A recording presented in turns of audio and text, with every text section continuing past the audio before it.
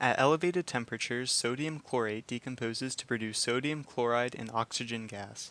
A 0.8765 gram sample of impure sodium chlorate was heated until the production of oxygen gas ceased. The oxygen gas collected over water occupied 57.2 milliliters at a temperature of 22 degrees Celsius and a pressure of 734 torrs.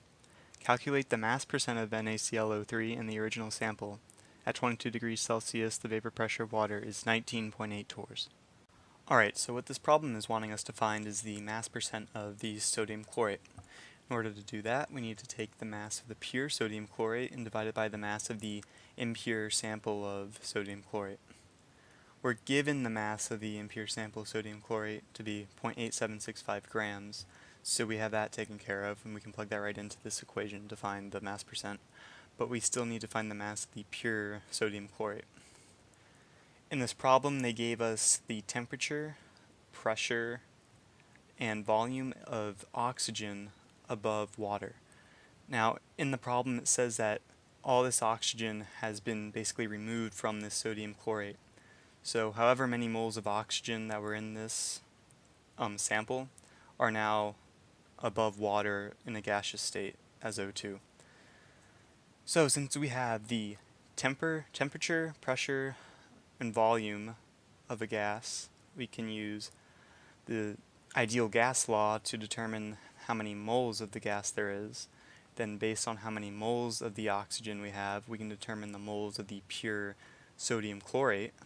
And from moles of pure sodium chlorate, we can easily determine the mass of the sodium chlorate, the pure sodium chlorate.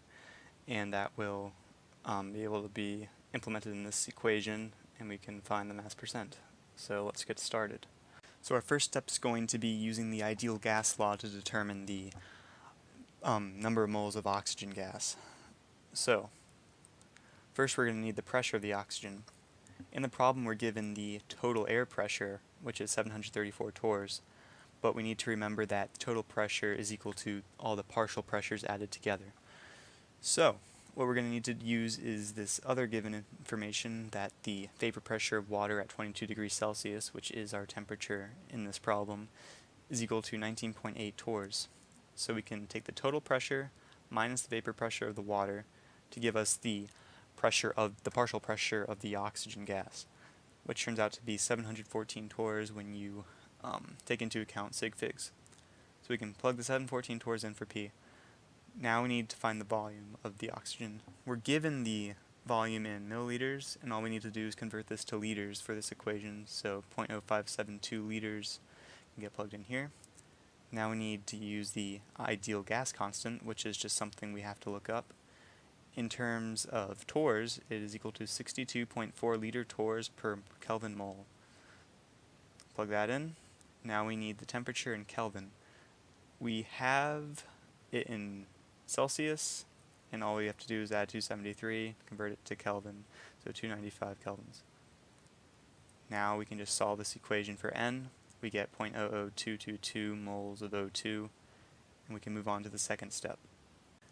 Now we have the number of moles of O2, and remembering that all this oxygen just came from heating up the sodium chlorate, we can use it to determine the number of moles of pure sodium chlorate. So for every mole of O2, there's just 2 moles of oxygen, and for every 3 moles of oxygen, there's 1 mole of NaClO3. So doing this conversion gives us 0.00148 moles of NaClO3. Now we can either use a periodic table to calculate, or just look up the molar mass of NaClO3, which is 106.4 grams per mole. Multiply the molar mass by the number of moles of the sodium chlorate, and we get 0.157 grams of pure sodium chlorate.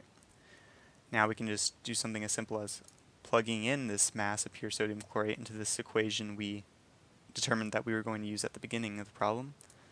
Divide it by our given mass of the sample, and we get 0.179, or 17.9% pure sodium chlorate by mass in this sample.